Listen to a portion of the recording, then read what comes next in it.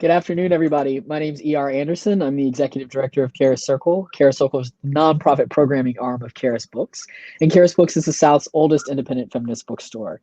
We are really excited to be here today with Dr. Aviva Romm. It feels a little bit like Old Home Week. We're joined by Charis Books co-owner Sarah Look. And we asked Dr. Romm to join us because she's an old Charis friend. And in fact, these two folks met in 1989 when Dr. Romm gave one of her early presentations on some of the material that we'll be talking about today at Charis, at the old Charis, the first Charis on Moreland Avenue. So we've all come a long way, baby, in those many years. And we're thrilled to have you both here. So I do want to just let folks know a little bit about Dr. Romm's background and about Sarah as well, in case you are here for the first time at a Charis event. So Dr. Romm is both a midwife and a Yale-trained MD and board-certified family physician with specials in integrative gynecology, obstetric, and pediatrics. With a focus on women's endocrinology, she's also a world-renowned herbalist and the author of the textbook Botanical Medicines for Women's Health, as well as 7 other books, including The Adrenal Thyroid Revolution, and her new book, which we're celebrating and discussing today, Hormone Intelligence, which explores the impact of the world we live in on women's hormones and health, and brings us a new medicine for women that is at once holistic and natural while being grounded in the best science and medicine we have to offer. A practitioner, teacher, activist, and advocate of both environmental health and women's reproductive rights and health, she has been bridging the best of traditional medicine, total health, ecology, and good science for over 3 decades. Her podcast, articles, books, and online programs are wildly popular and successful, helping women take back their health. She practices medicine in both New York and Massachusetts and lives in the Berkshires of Western Mass. So welcome, Dr. Romm. We're thrilled to have you here. And thank you. We could not think of anyone better to be in conversation with you than Sarah Look, who is our Charis co-owner and who came south from Massachusetts to study at Emory University and in 1988. And so y'all kind of were on a similar trajectory, and has been involved in the feminist communities of Atlanta and certainly has shepherded Charis for all these many years. So the last thing I want to say to folks before I get out of the way is you can ask a question at any point. If you have questions, just put them in the ask a question box. And we'll also be dropping links, of course, for you to buy Hormone Intelligence, as well as Dr. Romm's previous books from Charis, because we are very excited to note that just this week, Hormone Intelligence has hit the Indie's Next bestseller list, which is our independent bookstore version of the bestseller list, as well as number 3 on the New York Times bestseller list. So there's lots to celebrate. We hope wherever you're watching from, maybe you're eating your lunch, maybe you're also thinking about what herbs you're taking with your lunch, all those things. We hope you can kick back and enjoy with us right now. Thank you. Welcome, Dr. Aviva. Oh, thank you. Please call me Aviva. I'm so excited to be here. And I just want to add one quick plug. Thank you for introducing us. And Charis Books is the only place in the world, actually, truly, unless you're in my house and happen to come for dinner, that you can get a signed copy of the book. So that's a little extra plus. So that if you want a signed copy, that's where you get them. Thank you for having me. What's that? I said we have book plates. Yes. Yes. So welcome. Just because I think it is important to tie us together, because I just keep thinking about when I was 19 and I started going to Charis programs, which were just on Thursday nights. And you came and did a program on midwifery. And I will say at that time, and I continue to think you were so much older than me because you were a grown up and in a different. I was like 22. I think I was about 22. You were a grown up, and I was in college, and I was going to all the programs at Charis, and you did a program on midwifery, and you were a midwife at 19, 22, and then you've had this trajectory, and now you're a medical doctor in addition to fully reminding, I feel like, people all the time that you're still a midwife and an herbalist. So I always put midwife MD. So if I just put my name, sometimes I'll put Aviva Romm MD, but if I'm ever signing something or putting things in order, I put midwife MD. It's really important to me to always put that first. Yes, I know. I was 22. I totally forgot when we did this connection about having Charis be like our home bookstore for the book, that I had taught there. When I remember coming to talks there, because I remember hearing Julie Cameron do her talk on Daughters of a Copper Woman, which was such a profound, moving talk. But Julia Cameron, but I'd forgotten I had done that. Mm-hmm. And so thank you for reminding me. And yeah, so I lived up McClendon, mm-hmm. on Sterling Street, right across from the park. My two oldest kids, three of my kids were born at home there. Well, no, one was born at home there. Two were born in a little bit north of there in Atlanta. And then we lived there. And, I, as a mama, I would just put my kids in the little red wagon and in their front pack or backpack and walk down to Charis. And back then it was a really small space with the coolest bathroom ever with moons and stars. It was like my kids were marveled at the bathroom, but there was a loft that you could go up the ladder to go upstairs, and there were toys in the loft and comfy pillows. And so the kids loved going there, and I could read to them, but then they would get engaged and engrossed, and then I could have a half hour or an hour to read. So my start in all of this midwifery, herbal medicine work was really at the heart of understanding the anti-feminist history of modern medicine and the history of medicine going way back. So for me, this really deep understanding of how women's bodies, or people with bodies that were different than the status quo, also have been consistently historically mistreated by modern medicine, and actually how some of that hasn't changed. Quite a lot of that hasn't changed. But that all started there. I mean, I get my books from Charis, from y'all. Well, and we moved twice since then. So now we're over by Agnes Scott College in a beautiful new building that maybe you'll get to see someday. I would love that. And so my backstory just quickly is I grew up in a housing project in New York, and my way out was actually, I loved words. So no surprise that I write, but I loved words, then I loved science. And so I got a scholarship to go to college when I was 15. So then I went to college at 15, but within a year, this was 1981. So there was no such thing as alternative medicine. Midwifery had not had a resurgence yet. And, but in that first few months of being in this very alternative space, I got exposed to midwifery and herbal medicine and environmental science. My mom was a pretty hard, diehard single mom feminist. So I remember first time I heard Bella Abzug, I had to be 4 years old. It was kind of, even though I know she's got some controversy around her too, but there's a lot of controversy around a lot of people, but her good work really stuck with me. But I left school to apprentice with a midwife in Roxbury, Massachusetts, and then moved to Atlanta for an apprenticeship with what was then Dua Afe, a collective of African-American, Afrocentric midwives over in Southwest Atlanta. The clinic was based at the Black Women's Health Project, and that was where I did my midwiferyship. And then when I was wanting to go back to school to really make a difference and get this, not that you can't make it, you don't have to have a degree to make a difference. I wanted to be the Trojan horse and crack open Western medicine and how it treats women's bodies and people. And I did my postbac at Agnes Scott.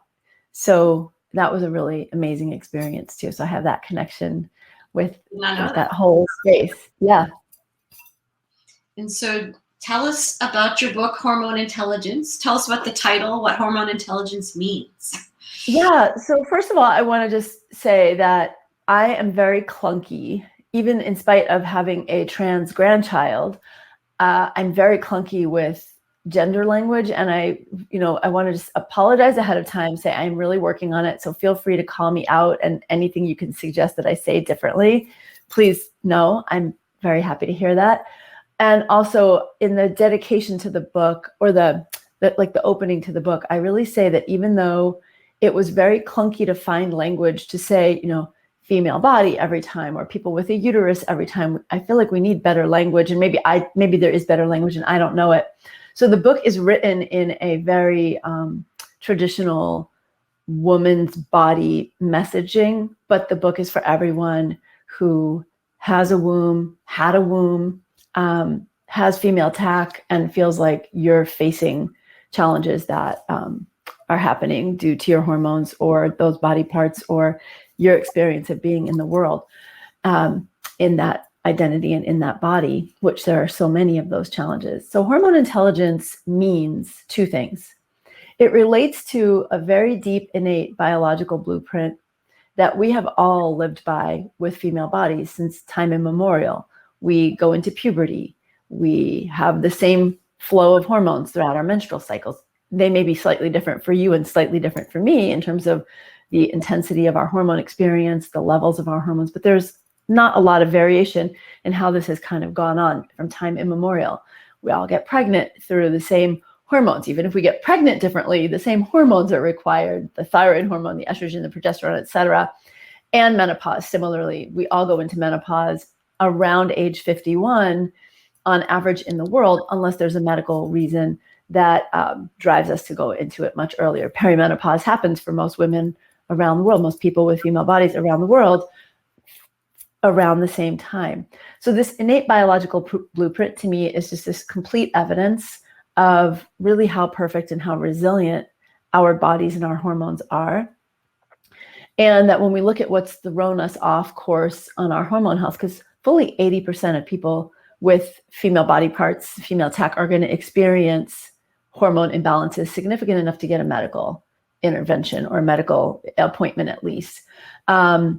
Up to 15% of us are struggling with pretty severe PMS, enough to actually take us out of the workforce, right? It's like, hurrah, we've got the birth control pill, and that got 80% of women into the workforce, but we're still all struggling with this severe menstrual dysfunction that's happening because of cultural reasons and things we're exposed to that are now taking us out of the workforce, right? Pretty significant. Women and people are not showing up for job appointments, not showing up for graduate school, unable to advance in their careers because the person who doesn't have the menstrual cycles and the period pain or the PMS is able to show up for that everything and get that promotion. 1 in 6 people now going in for fertility consultation, 1 in 8 with polycystic ovary syndrome, 1 in 10 with endometriosis. So something's affecting that biological blueprint that it wasn't affecting it before. So hormone intelligence is recognizing that we have this important biological blueprint that gives us powerful information about our health and the interaction of our health and the world we live in. And so I think of that as the noun of it, but then there's also this verb, which is choosing to live in relative harmony with that biological blueprint, actually learning to listen to its inherent wisdom, because there's a lot of information that we get. We have menstrual cycles 400 times in our lifetime. So just think about that, like 400 times of doing anything. We get a lot of information month after month. And that information can be whether it's on track or off track about what's really going on. So for me, that's what hormone intelligence is. It's this knowing and this listening. And that I'd really love us to reclaim that. I'd also really like to say that hormonal is not a 4-letter word. And it's not, right? Like literally, but also we are so dismissed when we say something with rage or anger or emotion or say something. And then somebody's like, are you hormonal? I mean, we had a president who said to a reporter, what, do you just have blood coming out of your whatever? Like, our hormones are allowed to be used as a major cultural point of dismissal of women's voices, women's anger, women's rage, things that we should be angry about, or even if it's just because it's coming up strong because of whatever else is going on in your life. I want to just reclaim and reframe hormonal as a superpower. Well, so I'm 51. So when you said, the average age for menopause and perimenopause is 51, and many of my friends are right at my age as well. So that's a lot of what we're talking about right now. Yeah, 55 for me, and I hit menopause. So my last moon time was in the September of 54. I had not had a moon time, or November of my 54th year. I had not had one in a year. So yeah, solidly in menopause. Yeah, how's it going? What kinds of things are y'all talking about and asking about and thinking about? Yeah, we're talking a lot about what it means to be in perimenopause, and I also think about So when I started at Charis, and I was in my early 20s, because I came out of college and started at Charis, and the two co-owners at Charis at that time, Linda and Sherry, they were in perimenopause and going through menopause, and so we were talking about that a lot. Wait, 30, almost 30 years ago. And now my business partner, Angela, and I, we're also the same age. Now we're doing that. And I was saying that there's actually 3 new books, including yours, about menopause that have come out in the past week or two, which is kind of, it's a moment. It is a moment. Half of all women in the United States are in or about to be in menopause. And I think it's just, I keep saying I'm rebranding menopause. Like, we need a whole new understanding of it. First of all, I'm hearing a lot of people who are terrified to go into it because they hear horror stories. And there's so much cultural negativity. Like, I think about it when we're in puberty. First of all, we may be going through a lot of emotions, but it's all our mother's fault. Like, we're sure we're fine, and it's our mother's fault, right? Or maybe our dad, maybe somebody else's. And then, but we have it to look forward to that we're becoming adults. And then when we're pregnant, we have it to look forward to that we're becoming mothers. But our culture has it like, when you're in menopause, you're becoming what? Middle-aged, older, invisible, irrelevant. Like, there are all these tropes. I am so over those. Like, how are you? Look, I haven't found menopause physically challenging for the most part. I've had some hot flashes, but I didn't even expect as like deeply entrenched in a feminist mindset as I am. I mean, I didn't even own makeup till my 40s. Like, I just didn't even have it. And then I started doing more camera stuff. And my daughters jokingly say, Mom, we started shaving before you did. We had a bra before you did. It's really funny. But I didn't expect some of the cultural kind of values around menopause to be something that I had to unpack for myself. And I've definitely been unpacking them. Have you? Yes. I mean, and I think about when you're saying about talking about how to be hormonal. I mean, and I'm thinking about like how to be hormonal, because I feel like people don't want to talk about it at all, or they're using it as an excuse for you, putting that on you. Yes. Right? Or we apologize for ourselves, right? Like, oh, I'm sorry I said that. I was just hormonal. Like, oops. Like, Because it feels real to me. Yeah. And I had a patient some years back who was going through perimenopause. So she was in those throes where she had pretty easy cycles most of her life, and now they were coming irregularly, and she was sometimes having a heavy bleed, and then she'd skip a cycle. But she found that she was having a lot more rageful, eruptive emotions. And I said, so do you think it's like, are you experiencing cyclically? Does it seem like PMS? She's like, no, I don't have PMS. I just throw a divorce at my husband on the same day every month. And I was like, okay. It was really funny the way she said it. But I think that I truly believe that a lot of what comes up for us when we are in those states is real stuff that's actually bothering us. It's just that the filter goes down and we end up stuffing it like a jack in the box all the other times. And then the filter releases, and then ding, and it all comes out in a big way. How about you? Do you find that? I do find that, or I try to keep track of my cycle. I've never been very good at it. I have an app, but I still have to put it in when it happens. But but I think some of my friends and I, what we also spend some time doing is like every once in a while, because those of us that are not all in the same place, it's like, it's been this many days since my last period. Like, we're all sort of like, now, when it has stopped being regular anymore. And then I have to show you, because I know I got some of these at Charis. So I started tracking my cycle in 1981 with a moon calendar. I've never used an app, and I did it all the way till about 2000. And then I was like, all right, like, I know this in my bones, but it was so fun to do it that I couldn't stop. So I don't know if you recognize any of these. Oh, we sell that one. No, I got these from Charis. We still every year I would come in. So this is, I don't know if y'all can see this. That's the snake lunar phases. Yes. So this is 1987. This is how far these go back. I just kept getting, then I had like another one that I got somewhere along the line. I think I got this from you all. I'm like pretty sure, but I know these. I started getting this in 1998. Yeah. So Susan likes those, and when I lived in a house, of 5 women, we would all track we had that on the refrigerator, and we all tracked our cycles on the that same one. One year I tried a different one. Yep. She's no longer alive. We used to, it's Polly. But this is Sally Hannison. Sally Hannison. She actually signed this one. Yeah. Polly Harrison. Yes. Oh, Polly Harrison. Yes. It's Polly. It's hand signed. But then this is my stack of the other ones. I hope y'all can see these. Like, yes. All from you. Yes. And so I stopped doing it manually as well, but that's, and there was another one that we had that I've forgotten the one. Her name was Carol, that we had, that she specifically made that was for menstrual cycles very specifically. I feel so, back to the book, if I may. Mm-hmm. I feel like you and I were so fortunate, right? And there were pockets of people around the country who were fortunate.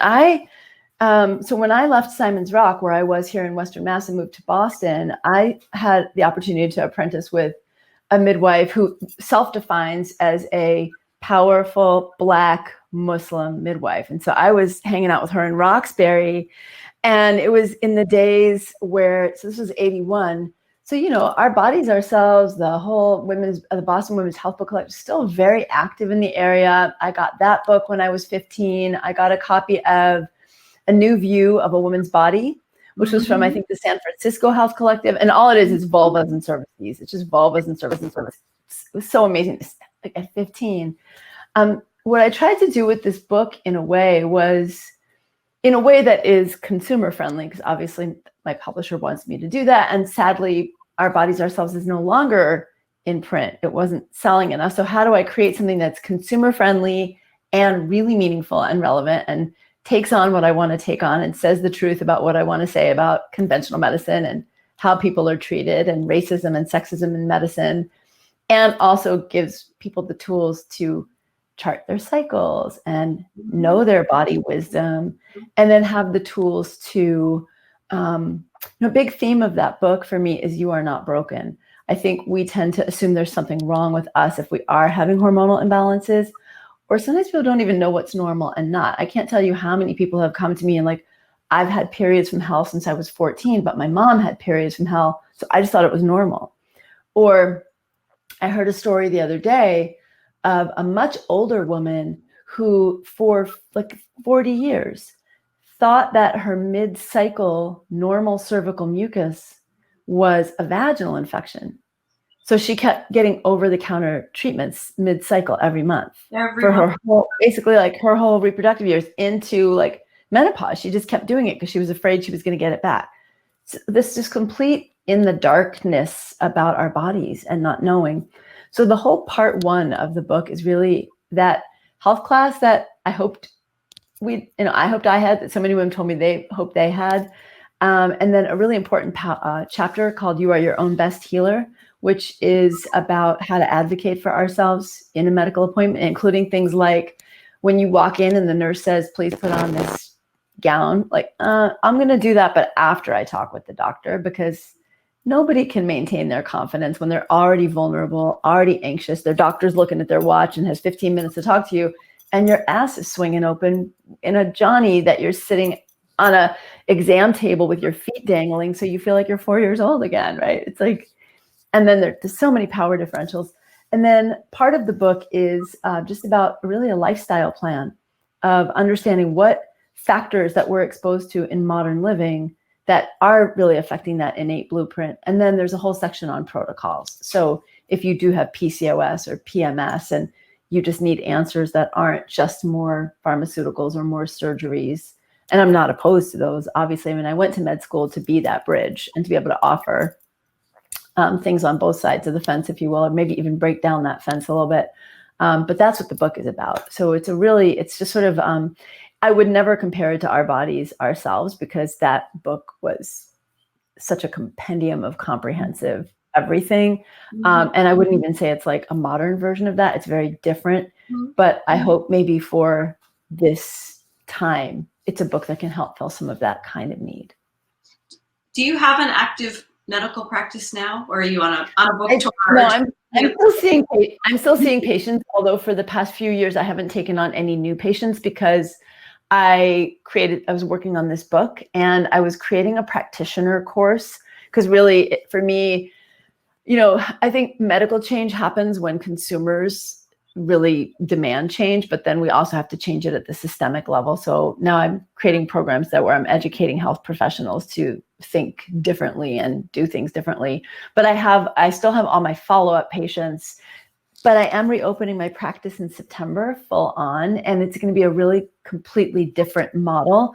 So harkening back to the women's self-help groups of the 70s, it's going to be a group practice model. We will not be online looking at our cervixes with speculums, but grouping together, that would be a thing. It's probably happening somewhere, but grouping together people who share similar concerns. So, a cohort of maybe 24 people who are going through a fertility challenges, or a 24 is my magic number for some reason in this, 24 people who are going through polycystic ovary syndrome. Because one of the things that I've learned in the past 3 years of running online programs is that the whole of people getting together when they're sharing a concern is much greater than the sum of me and a patient one-on-one. And for a couple of reasons, no matter who I work with and how much people try to unpack their own inherited, like the power differentials that we somehow inherit that create hierarchy, even when I say to my patients, please call me Aviva, I would say 80% will still call me Dr. Aviva. They just can't do it. And when people go to a doctor, even if you're a cool midwife, integrative doctor, I think there's still this mindset that I'm going to someone to fix me. And that's important sometimes, but my experience is in the group setting, I am able to become more of a guide, and the powerful communication that happens with the other people in the group, because I also haven't experienced all those symptoms and conditions, it just creates this magical environment for transformation and healing and empowerment in a very different way. So when September comes, that's going to be the next iteration. I'll have some one-on-one, and each person in the group will have a one-on-one time with me, punctuated throughout however long that group is. It might be a 3-month group or a 6-month group, and then they'll have one-on-one and opportunity to continue. But I'm very excited about that. Well, that was one of my questions. Because when I was sitting in on another talk that you were doing, I saw a lot of questions in the chat of people like, do you have a practice? Are you, because everyone wants to know where they can find a doctor like you. Or yeah, and I mean, I couldn't see enough people in the course of my lifetime to fill the need. So part of it is me training other people, but also the courses that I create online are real. And even the book, I hope the book kind of feels like a journey through an experience that somebody would have if they were sitting with me one-on-one, that kind of sharing and at the same time, enough expertise or authoritativeness that it feels like you're not just talking to your girlfriend, because we want more than just our girlfriend if we do have a significant health concern. Like there is that doctor hat and midwife hat. But yeah, that's part of the reason for the group practice, is that I can see, and it also becomes more affordable, right? The more my work expands, the harder it is for me to carve out one-on-one hours and have them be affordable for other people. And I have to live with myself. I can only charge so much also and feel good about it. But with the group practice, now you've got 14 or 24 people sharing 2 hours of time. It becomes very affordable to do it that way. And then I can work with 24 people at a time and bring my graduates in, and just becomes a whole different experience and allows me to reach a lot more people. But that's where the online courses have really started to come in. And so this year, now that we're kind of like heading out of the book push, because it's a lot of work to run a book launch. I run the book launch with a tiny team. We have 3 people running this, working on the launch. And the next step is to really build out very much reproductive health, deeply empowering health courses that folks can take around a whole variety of different needs and conditions and concerns. So I've been reading your book. I haven't read it all the way through, and I will say, as a reader, often one of the things that I do for a nonfiction book is look for the index, and I didn't see Yes, it. So I wanted to ask. I'll tell you. You are the first person who so the first thing I do is look for an index. There was an index. The book had an index in the table of contents, and there's an index. And I got my book the week before it went on sale. And the first thing I do with a book is open and look at the index. I'm looking for what concerns or things that relate to me. And I wrote WTF to my publisher, who happens to be the vice president of publishing at Harper One. And I was like, WTF, where's the index? And they were like, so what's happening now is that the book is going. So I basically was like, this is not acceptable, but it was 1 week before, it was 10 days before on sale day. I hadn't seen the book yet. So you get them like right before. And then I was like, we have two choices. We embargo the book. And then if you embargo your book, first of all, that would be a huge legal deal. I would have to have gotten a lawyer to create like an immediate emergency injunction. The chances of that happening and going through are extremely small. And but when you're releasing a book, all of your podcasts, your everything that you've arranged to promote the book. And we had a Today Show segment scheduled. And so I couldn't do it. I couldn't say we have to embargo.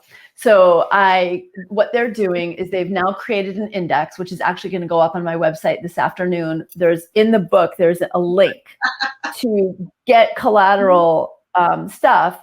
Mm-hmm. So there's an index that's going on my website today. It's finally done. And and let me tell you this, they wanted this book, like they were really confident this book was going to really reach a lot of people. So they printed 30,000 copies at the first printing, which is unheard of. Like just don't usually do. So they print 30,000 copies. So that was the other choice. Throw away 30,000 books from trees that are now all over the country, have them recalled. So I had to just like breathe through it. And it's so funny because everyone else I've talked to, like my best friend, friends who are in literature, my publisher, I spoke with an attorney. They're all like, nobody's going to notice. And so far, like 3 people have, and you're one of them. But it was my first thing that I noticed. But I think it's just like people who are either more academic or a certain age, it's just like we lean into a certain reference point. So they are comping. They're going to hate me for saying this out loud, but they are comping anyone who got I think they'll probably have you take a photograph of the back of the book to demonstrate that you got a copy without an index, and they will send you an index. So I sent out how did we do it? We have a formal statement that I can send to you actually for people who want to get a comped copy. And it just goes right to my senior editor is like, you all need to handle this. So. Well, it was so funny because I'm a Gemini, and I don't know a lot about astrology, but I'm just, from everything I know about astrology, I'm a true Gemini. And it was like a Gemini publishing a book the day after her birthday in Gemini with Mercury in retrograde. It was just hilarious to me, the whole thing. It wasn't funny at first. I was extremely distressed. And then it became like, yeah. Well, I wondered if it was a deliberate choice, but that was they won. I should have just said that, right? No, no. They said it was a deliberate choice. And then they said it was a deliberate choice because they didn't feel like it was necessary because the book is laid out so cleanly. And it's laid out in you don't have to have the index to use the book, but there are things that aren't obvious. So like if you want to know about like what I say about the pill, it's not obvious in the table of contents. Or if you want to know what I say about adenomyosis, it's not obvious in the content. So you don't have to have an index at all for this book, but if you want one, just go to Aviva Romm. Well, if you have the book, you'll go and you'll see it's like avivaromm.com/hormone intelligence resources or something like that. But it's in the book, and then you just get the index. That's the solution. But no, they thought it was no problem because they were convinced of it and they put it in writing. No, we don't feel like this book needs an index. It's so clearly. I was like, but what about if somebody wants to look this up, or what if somebody wants to look that up? Because I would want to look that up. And they were like, all right. That was the flip side. So they're getting it in the second. They're getting it in the second printing, which will be out by the end of July. That's great. What I was going to say though, Aviva, is like what happened is that I was like, oh, but I can find what I'm looking for as I was looking through it, because you're right, it is so well laid out. And indexing is a real job. Like you get, like no one's going to be able to do that like that and put it in a book. No, they went to task on it, and it's a really good index now. It's a really, really good index. So you can get the index anytime you want it. After we get off, because I have to post it today to the page. But so the thing that I wanted to look up was brain fog. I was like, that's the question that has been coming up with my. I can tell you what page it's on if I pull it. Menopausal friends. I'll look at your index. So I was like, that's one of the questions I wanted to ask you about. Was what are your remedies and your ideas and your thoughts about brain fog and perimenopause? Yeah, in menopause. So I think a few things. So brain fog is really common in general. I hear a lot of people talking about it. So whenever someone tells me they have brain fog, so usually what they mean is like, they're just a little muddly, or it can be a physical sensation. Like you can actually feel like there's kind of stuff moving around in there, or it can be a sensation of just not being as crisp and as focused and as sharp. And, so I always want to rule out big things first, right? I mean, we know thyroid problems can cause some changes in cognitive function, depression, anxiety. We all know the experience of having been called on in class and your brain just goes blank. And you knew the answer until someone called on you or puts you on the spot. Like, what's your favorite song? And you can't think of anything, even though you know what your favorite song is. So that anxiety can be a picture of it. Lack of good sleep can really deeply affect our cognitive function. And then chronic stress is a big one because it raises cortisol, and cortisol actually hijacks your frontal cortex, the executive functioning part of your brain. It puts you in a much more almost like a lizard brain reactive mode than an actual, like, let me do my taxes or figure out my next plan for, world domination or whatever it is that you're working on over there in your private time, or at work. And so with perimenopause and menopause, part of what happens with that change that we go through is we make a major switch from the kinds of estrogen we're producing. So most of our reproductive years, and I want to be respectful and say I call them reproductive years, knowing that not everybody wants to reproduce. So again, we can call them our maiden and our mother years, but that doesn't really do much better. So we need a term. I need a term for those years. But those years that you're menstruating, we're producing estradiol, which is a very potent hormone that is very metabolic. It's very motivating. It creates a lot of nurturing vibe, but it also has a pretty strong impact positively on our estrogen receptors in our brain. When we switch into perimenopause and then finally menopause, we're producing increasingly less estradiol and increasingly more of something called estrone. And I mean, people in our 50s, 60s, et cetera, until you start to maybe get to, some in your 80s, 90s, okay, then we can give a pass on some cognitive decline. We don't really experience necessarily any significant cognitive decline, but it can be a feeling that you just aren't as sharp as you were before. And that probably has a lot to do with that switch from estradiol to estrone. Also, we're not producing quite as much testosterone, and testosterone also gives a lot of drive and focus. So during those years, we can do things that actually ramp up our cognitive sharpness, and I think it's really important. So exercise, anything that keeps our circulation going. And it can be movement. Like, I just bought myself a hula hoop. I loved hula hooping as a kid. I grew up in the streets of New York City. So for me, like, jump rope and hula hoop are fun. I don't like the word exercise because it makes me not want to do it. But anything you can do to get movement and get your circulation moving is really important for cognitive function. Probably the biggest thing is getting good sleep. And once we hit perimenopause, those progesterone changes can make sleep a little harder to come by too. So supporting yourself to get good sleep, whether that is meditating before bed, doing like a Headspace app, however you unwind from daytime stress to get better sleep.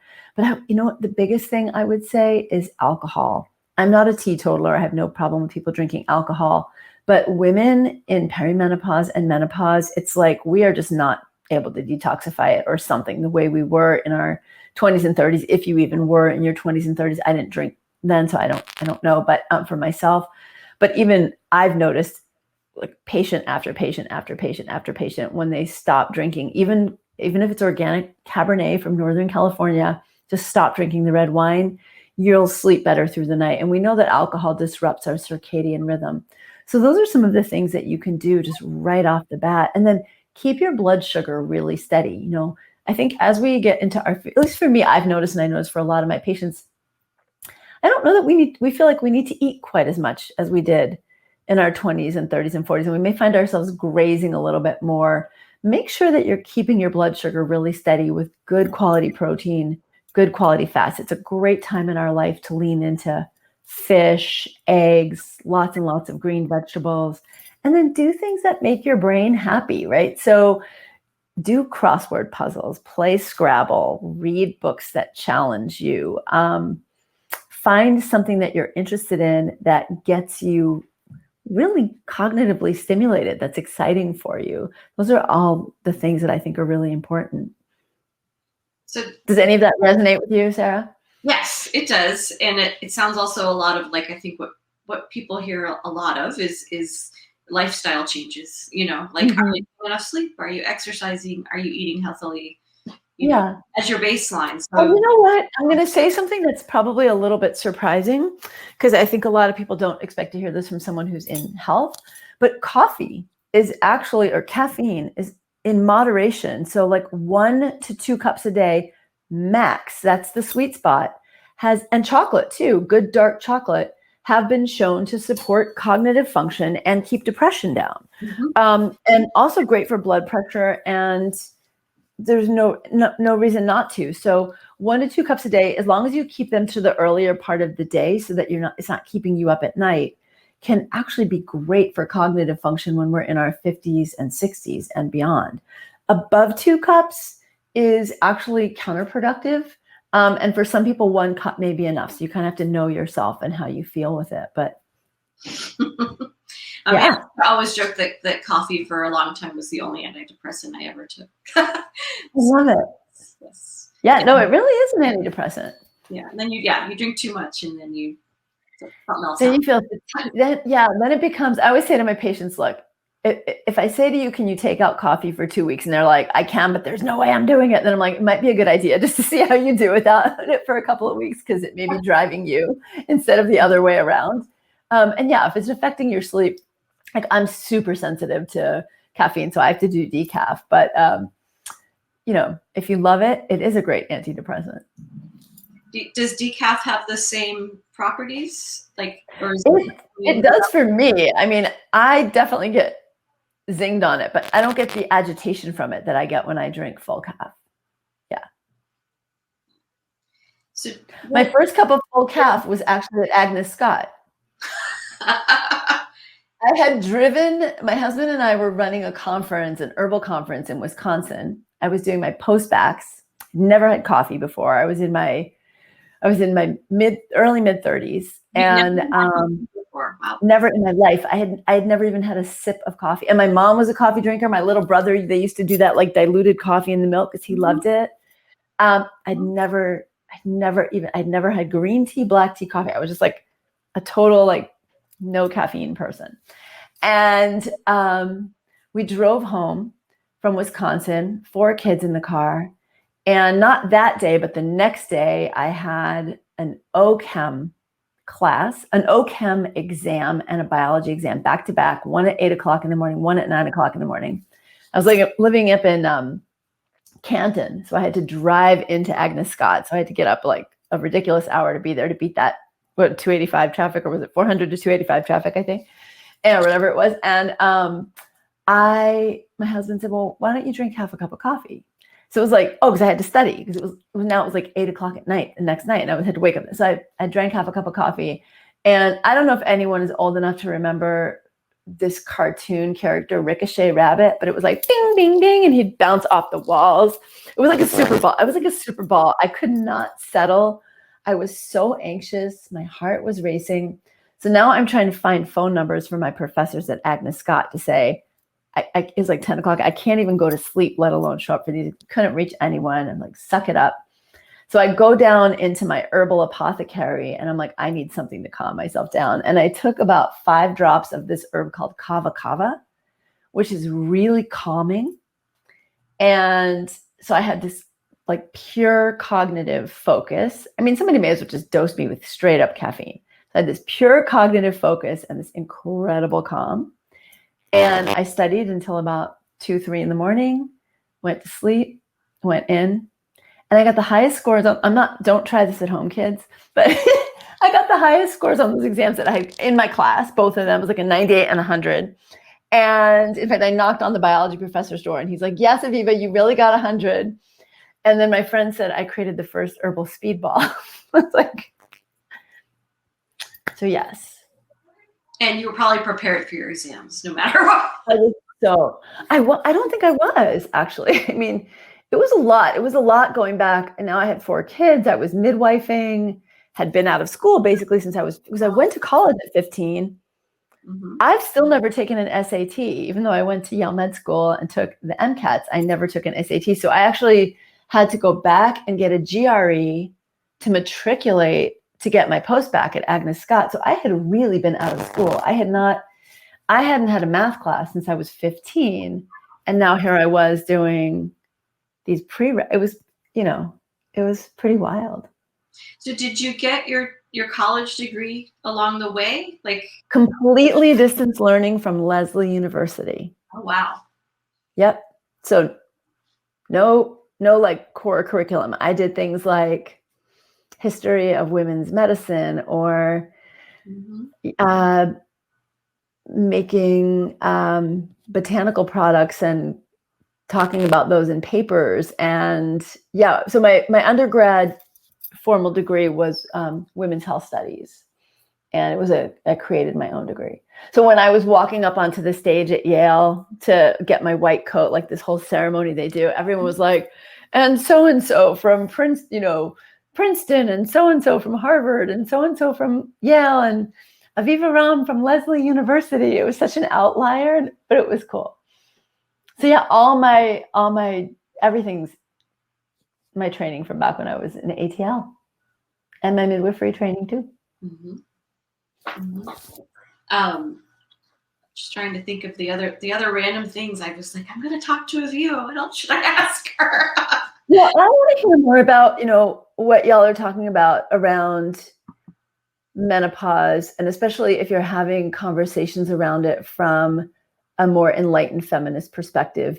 Because for me, I mean, I want to dish about it if it's cool with you. I just think it's really important. I mean, I did not expect to, I mean, I'm on camera a lot.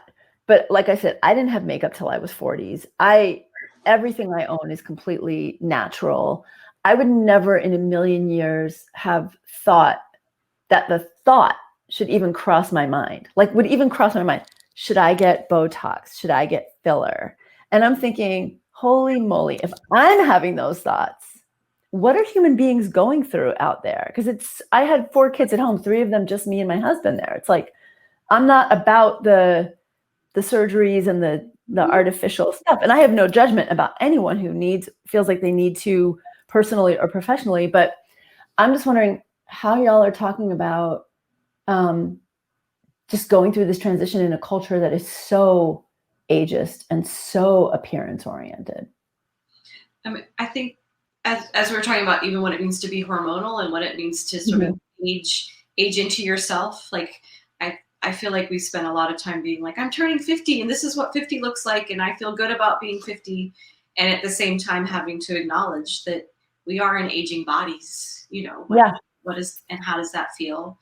And because of the miracle of medicine and the way people are in different life stages, I have friends who are grandmothers who are the same age as friends who are having babies, in their lives. It's so interesting, isn't it? I have grandchildren, and I had a friend visiting the other day who's got a 4-year-old and a 2-year-old. Mm-hmm. So I have a 20-year-old. So and I was among my friends who was, my daughter, I had her when I was 30, but I was still the younger of those. My friends weren't having babies yet for the most part, and now we're all in different stages. So. And my daughter is among the oldest too. Yeah, mine are 20. My youngest is 27. and my oldest is 36. So I was really young when I started having kids. And again, it was like I had this weird accelerated time frame too, because I was in college so early and then midwifing so early. So it felt like just kind of I didn't think of myself as 18 and 19, but I was looking back on it, I'm like, wow, that was really young. Having babies. Yeah. But this idea of aging into ourselves, and I think it's really important for younger women to hear this conversation too, and what it means. Because another thing I see happening as a phenomenon, and maybe you see this less in the Charis circle, and I don't see this in the midwifery community, but in general online in the wellness space, a lack of credit and understanding and respect given to not just women our age, but women older who really have paved the way for the word period to be stated on the stage of the Academy Awards. It's not like it just happened overnight, right? It wasn't just that Kiran Gandhi free bled out of nowhere. This was decades of people before us. In fact, with the book publication, it's a really intense time. I got myself several novels to read, which I'm really excited about. I just read Stacey Abrams. That was really fun. I've read all of her pseudonym novels too. But I actually just got the story of the Janes, the Jane houses, so the underground abortion clinics. Mm-hmm. And just thinking about the really intense risks and courage of people who don't always get credit, who came before us to set the pace for where we are now. And I look at women who are ahead of us, people who are ahead of us in years, and how they're paving the way for what it means now to be. I want a new word. I want a new word for menopause. And I don't know if you all have come up with one yet, because I've really been thinking about this. It's like menopause is defining us in relationship to our periods. And now that it's stopped, what are we defined as next? And I don't feel like a crone yet either. Mm-mm. So I'm playing with this term queen, which I really like it's queen years, but it's not quite right. Wisdom years. I don't know what to call it, but I feel like it needs a full new reframe. Yeah, I know that over the years I've heard people talk about the croning time is around 50, and I'm like, I'm not ready to be a crone. No. You know, we used to have these little statues that we still carry on occasion. And the crone, I remember we got some in once, and someone was like, they just look too old to be for a croning ceremony. And I was like, but you know. Well, even Barbara Walker's book, Crone, which I just got a new copy of to read. I mean, the woman on the cover is wizened and old. She's very old. We're not that either. And I think that takes away something from women who are that age, who have lived even more experience than we have. Mm-hmm. So I'm excited to see what word we can come. The Big M. No, I heard there's a book called The Big M or something like that. No. Big M, or somebody called that to me the other day, the Big M. Mm-hmm. What can we call it? That's really powerful. Language. Volcano years. Maybe it needs to be like Pele, the Pele years. Because I think that's another really important. That's another important thing, is not caring what people think about us in the same ways. And we don't have to. Really. Maybe we never did. I don't think we ever did, but. Well, or as you're saying, like, you start caring about things you've never thought you'd care about before. If you're starting, if you're really thinking about Botox or weight. Well, I'm not really thinking about it. It's like the thought process. I'm not doing it. Like how your body really changes, or your weight really changes, or your how you feel. Yes, Yes, I've been talking about this. Everyone who has interviewed me and has brought up menopause, who is in a female body, has said, what about the weight around menopause? And I keep explaining that when we are no longer producing estradiol, which we produce from our ovaries, our beautiful bodies, in all of our evolutionary genius, comes up with another way to make estrogen. So where are we making estrogen? In fat cells. That's where we make estrogen. Your body puts on a layer of fat that is now producing those hormones in a different form that we really need for our bone health and our cognitive health and our brain health. So why do we not know that and embrace it? And because we're in a culture that fat shames us no matter what size we are, right?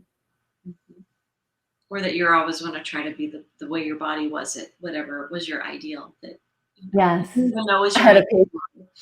I had a patient who came in who had been an actress in a television show in the 80s where they wore bathing suits. Basically, all the women only were in bathing suits. I'll leave that to your imagination. And she's now in her late 50s, solidly in menopause and feeling it. And she showed me a picture on her smartphone of she's like, I really want to get back to this. And she showed me a picture of, I'm like, honey, I've never been back to that. I'm like pretty small and fit, but I never look like that. Like, I think everybody would, say that, but yeah, that's probably not going to happen. Let's get real. like, let's start from the place. It's not going to happen. So your book, I'm looking at the time and I'm just thinking, I wanted you to know, since your book has hit the New York Times bestseller list and the independent bookseller list, it's actually not on our website available, but we have copies in the store. I feel because our website, the way that many independent bookstores websites work is they're based on our distributor, and our distributor is currently out of stock at your book with copies on order. And do you guys have enough books? I said it, you guys. Sorry, I'm so trying not to do that. I explained before I got on that. I grew up in New York, and you guys was a gender neutral term, and it just is so embedded in my bones, like kiddo. So I apologize if that offended anybody. Can you get more? Yeah, do you need more book plates? We've still got plenty of book plates at this point, but we will let you know. But yes, I think Yara's putting it in the chat that folks can call us because we have copies of the book in the store. It just looks temporarily like you can't get them on our website. Yes, so I dropped the link to both books just so folks can learn more about both books. Because we also have had many folks, who have learned about Hormone Intelligence and then want to go back and read the Adrenal Thyroid Revolution. And that one is orderable online. So both are possible, and we are happy to ship them out. Perfect. And if anyone wants to hang out more and ask questions, I'm not doing it today, but most Fridays at 1:00 on my Instagram and 1:30 on my Facebook page, I do an Ask Me Anything, and you can really ask me anything. I want to change. I want to change it like from TMI to TME, like tell me everything. And then I am starting a book club this summer to go through Hormone Intelligence. That'll be in middle of July. So when you get your book, or if you get your book from Charis or wherever you get it, go to avivaromm.com/book, because you'll find a couple of things there that you'll love. One is you'll load up your proof of purchase, and then I'll have you on the mailing list so that when the book club starts, you can join it. And the book club, I think, is going to be really fun.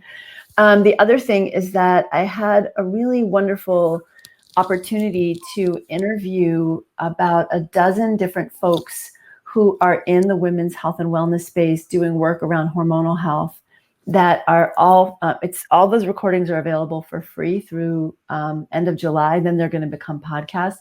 And there's a really nice one that Ricky Lake and Abby Epstein, who did The Business of Being Born, and they're coming out with The Business of Birth Control. They interviewed me about the book. So we go into more depth about the book there too. So that's all yours free at avivaromm.com/book. Awesome. So I put that link in the chat.